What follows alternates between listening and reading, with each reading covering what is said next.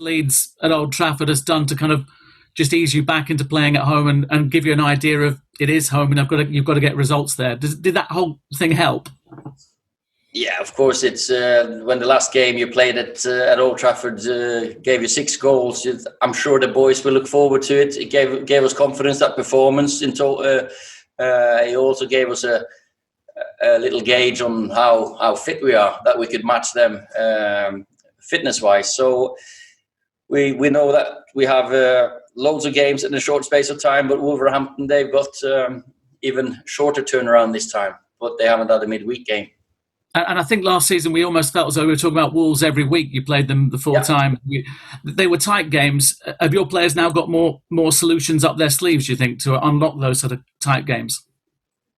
Well, we've had so many tight games against them, and we are improving, definitely. We're getting better and better at finding different solutions in different games. But we know that Wolverhampton, they've got quality as well, that they'll give us problems if we're too open. So we've got to put a plan together. Mark Wilson? And you've obviously had 2 tough games, Everton and today, but you've used the best part of sort of 20 players, almost all of your squad over the last week. That must bode well for the little run that you have got up with a lot of games in a short space of time. I think that was we have to do it this way, and it's also good for the players knowing that we trust them. We do trust them playing big games, and they're here for a reason. They're here to contribute, and this period everyone will have to contribute this season. It's going to be relentless. So I hope that will stand us in good stead. Yeah. Hi, Ollie.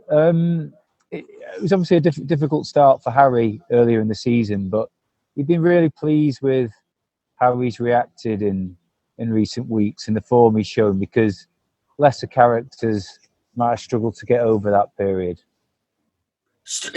Harry is a strong character and a very good player, and he's led from the back, if you put it that way. He's really been putting himself forward, always want to play, and he never wants a rest.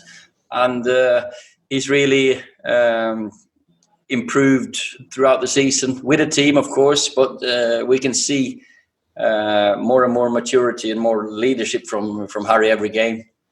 Thank you. Ali Wyatt? Hi there. Just more on Harry. I mean, how important has it been that he's obviously had unwavering support from you, but also the England manager? Because, as you said, it's been very, very difficult.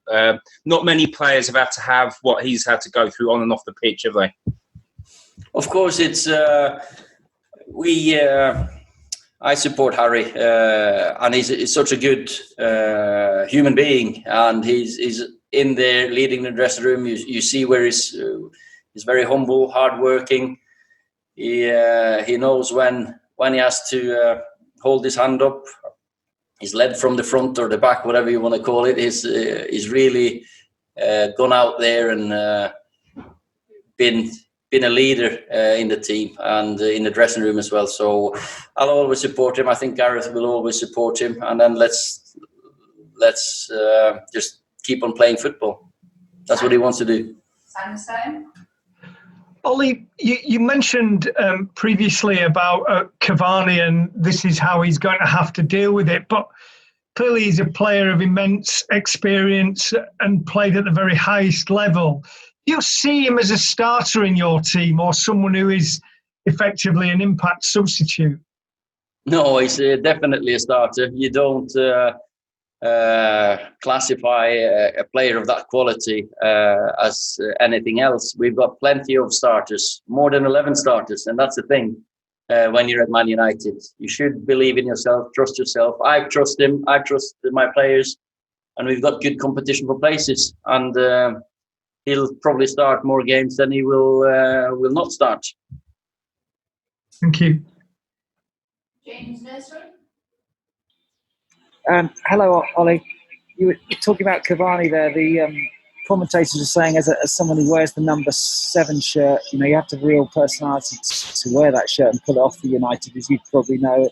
Is today's sort of impact off the bench another sign that he's got that sort of confidence and that stature? That was the first thing he asked me when I spoke to him, if he could wear the number 7. And obviously we talk about the history of the shirt. And for me, with the history of his career experience that he's had, his personality, when the chat I had with him and when I watched him before, I wasn't in doubt that he could handle that number 7 shirt. He's so meticulous, professional. His habits, everything about it shows why he's had a career he's had. At the age he's now, he's still one of the fittest players we've got. Okay, last 2 questions, one from Per and one from Sam. Yes, Leonard.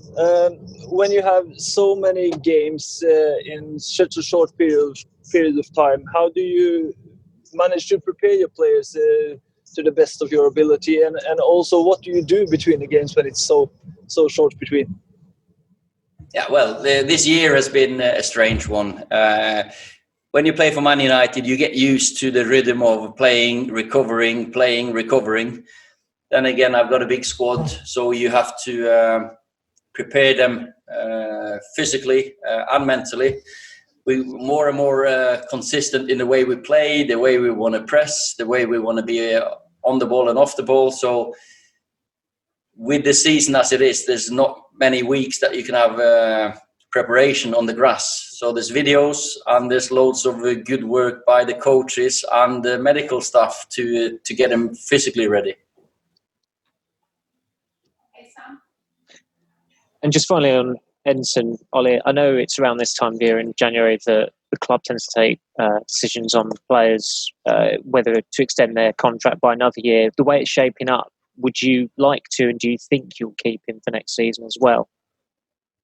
Well, at the moment, it looks like he's got a few years left in him. So I wouldn't say anything else. No, he's made a great influence, a great impact when he's come here. So let's just focus on improving everyone as well. But he's got a few years left in him.